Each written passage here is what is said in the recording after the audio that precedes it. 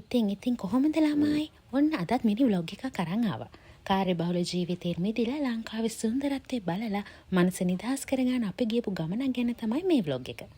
ජූනි මාසේ පළවෙනි වීකෙන්ඩ් එකේ අපි ගියා රිවර්ස්ට. පාන්දරින් ගෙදරින් පිටත් වෙලා මගින් උදේටත් කාලා අපි පිටවල පතනට යද්දී උදේ 10:45 වගේ වුණා. එතනින් ලෝකල්ස්ලා රුපියල් 75කට වගේ ටිකට් එකක් ගන්නවා. අරගෙන අපි පිටවල පතනට ඇතුළු වුණා. ශ්‍රී ලංකාවේ නකල්ස් රක්ෂිතයට අයත් ජෛව විවිධත්වයේ අතින් පොහොසත් ස්ථානයක් තමයි පිටවල පතන. අපි ගිය දවසේ පොඩි වැස්සකුත් තිබුණා. සැරට සුළං හැමුවා. වටපිට බලාගෙන උඩටම ආවා. පුංචි ලෝකාන්තය දකින්නත් පුළුවන්.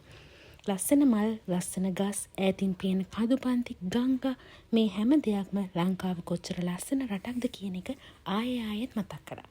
පිටවල පතනේ ඇවිදලා අපි වාහනේට ඇවිත් එදා අපි නත්තින තෝරගත්ත හොටෙල් එකට එන්න පිටත් වුණා.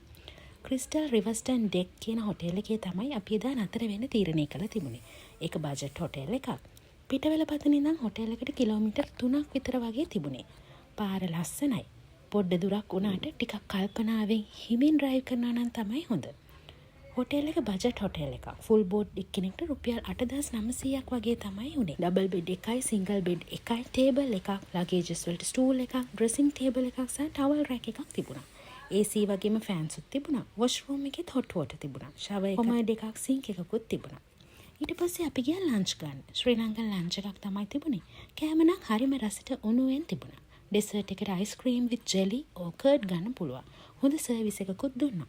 වටපිටාව නම් හරිම ලස්සනයි. ඉන්ෆිනිටි පූල් එකක් තමයි තිබුණේ. හොටෙල් එක ෆේස් කරලා තියෙන මානිගල කන්දට. හවස අපි පොඩ්ඩක් ඩාන්ස් කරලා, ගේම්ස් ටිකක් කරලා ඩිනර් වලට ආවා.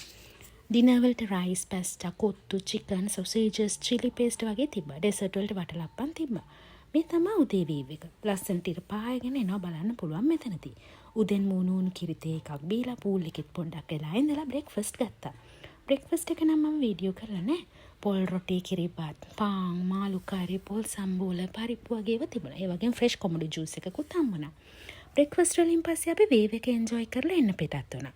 හොටෙල් එකේ එක්ස්පීරියන්ස් එක නම් 10 out of 10 දෙන්න පුළුවන්. ගෙවන ගාන්න සුපර්බ් සර්විස් එකක් හම්බුණා. ආපහු එන මගදී අපි නැචරල් පූල් එකක් තියෙන තෙල්ගම ඔය ළඟත් නතර වුණා. හරිම ලස්සන තැන. ඒත් එතන පොඩි බෝඩ් එකක් ගහලා තිබ්බ මෙතන නාන්න කියලා 29 දෙනෙක් නැති වෙලා තියෙනවා කියලා. ඒ නිසා ඒ වගේ නොදන්න තැනක නාන්න යනවා නම් පොඩ්ඩක් වටපිටාවේ ගමේ කාගෙන් හරි විස්තර අහලා මිස නාන්න යන්න එපා. ඒක අපි කාගෙත් ආරක්ෂාවට හොඳයිනේ. ඉතින් ඔන්නෝම තමයි අපේ ජූන් මන්ත් එකේ ට්‍රිප් එක ඉවරුනේ. ආයෙත් අලුත් vlog එකක් අරගෙන එන්න. එතකන් බයි.